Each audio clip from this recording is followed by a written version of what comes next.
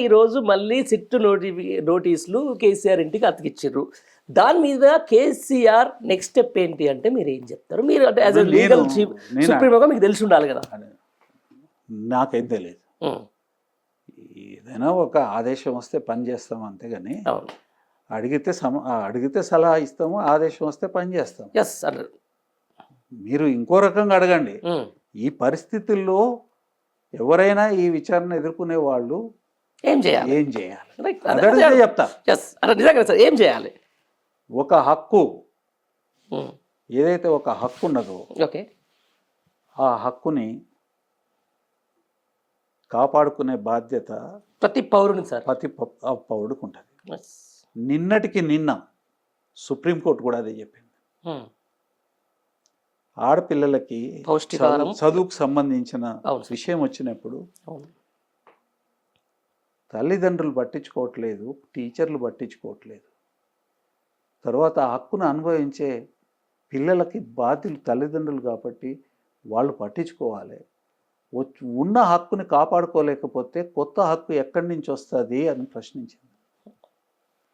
ఈ విషయంలో కూడా సెక్షన్ 160 ఒక హక్కుని సీనియర్ సిటిజన్స్కి, ఆడపిల్లలకి, ఉమెన్కి, తర్వాత చిన్నపిల్లలకి ఒక హక్కు ఇచ్చింది.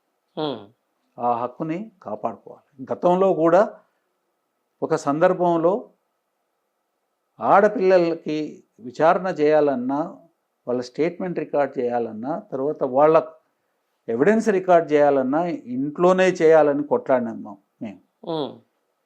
ఈ హక్కు ఏదైతే చట్టం ఇచ్చిన హక్కు ఏదైతే ఉందో, సుప్రీంకోర్టు ఆమోదించిన హక్కు ఏదైతే ఉందో, ఈ హక్కుని కాలరాచే పద్ధతుల్లో గనుక వ్యవస్థలు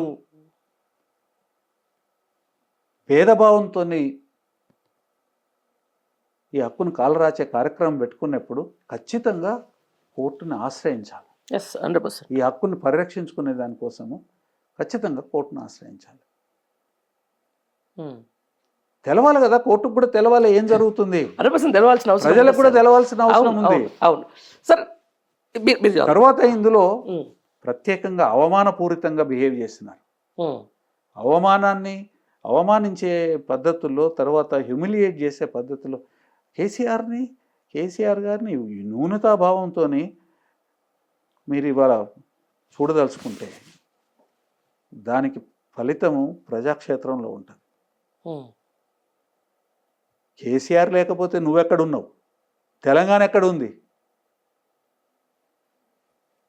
రాచి రంపన పెట్టి వేలాది మంది జీవితాలు జనరేషన్స్ సర్వనాశనం అయిపోవడానికి కారణం కాంగ్రెస్ దౌష్ట్యం.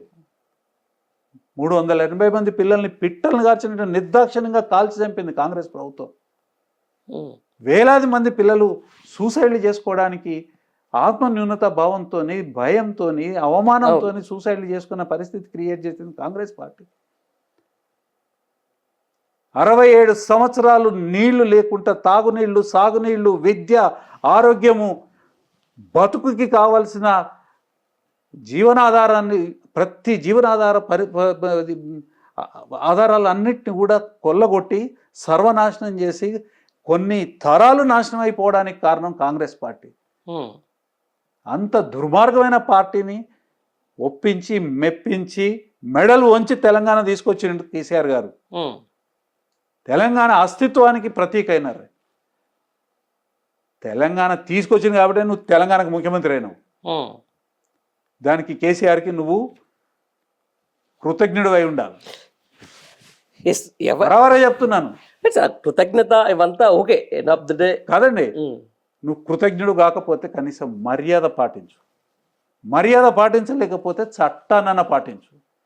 నువ్వు చట్టాన్ని పాటించవు, కృతజ్ఞత లేదు, మర్యాద పాటించవు. ఏం చేస్తారు ప్రజలు? వాళ్ళకున్నటువంటి ఫండమెంటల్ రైట్ ఏదైతే ఓటు ఉందో దాని ప్రకారం చూసుకుంటారు. సమయం వచ్చినప్పుడు ఎక్కడ ఎవరి స్థానం ఏందో చూపిస్తారు. ఇప్పుడు భరత్ గారు, మీరు ఒక పార్టీకి, ప్రధాన ప్రతిపక్షంలో ఉన్న ఒక పార్టీకి ఒక జనరల్ సెక్రటరీ హోదాలో ఉన్నారు, తర్వాత ఒక అడ్వకేట్, పేరు మోసిన అడ్వకేట్, ఆ పార్టీ కూడా లీగల్ సెల్ సుప్రీమో. సార్, ఒక జనరల్ సెక్రటరీగా చెప్పండి, ఈ విచారణకు కేసీఆర్ హాజరైతే మంచిదా లేకపోతే హాజరు కాకుండా మంచిదా? ఇది హాజరవుతే మంచిదా, హాజరు కాకపోతే మంచిదా అనేది విషయం కాదండి. ఉమ్, మీకు చట్టంలో కానివ్వండి, వ్యాపారంలో కానివ్వండి, రాజకీయాలలో కానివ్వండి సెంటిమెంట్ లేవు. ఉమ్, సెంటిమెంట్ ఉండదు. అక్కడ ఏమైనా ట్రాన్సాక్షన్ ఉంటుంది. అవును. ఇక్కడ ఏంది ట్రాన్సాక్షన్?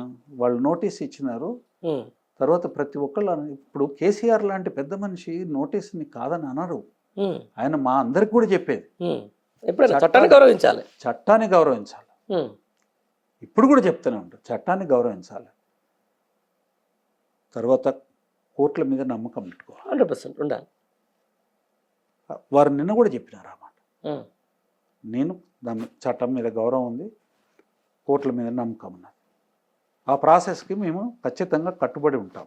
ఉమ్, మాకు తెలుసు మీరు చేసేది కరెక్ట్ కాదని, ఉమ్, అయినా కానీ మేము చట్టం ముందు చట్టానికి సహకరిస్తాం. ఉమ్, కాబట్టి చట్టానికి సహకరించాల్సిందే. అది కరెక్ట్ కాకపోయినా అక్కడ పోయే చెప్పాలా. ఉమ్. అది అది తప్పన్నది కోర్టు ముందుకెళ్ళి అభ్యర్థన పెట్టుకోవాలి. 100%. మరి కేసీఆర్ గారు ఆ మాటని సుస్పష్టంగా చెప్పినారు, చేస్తారు కూడా.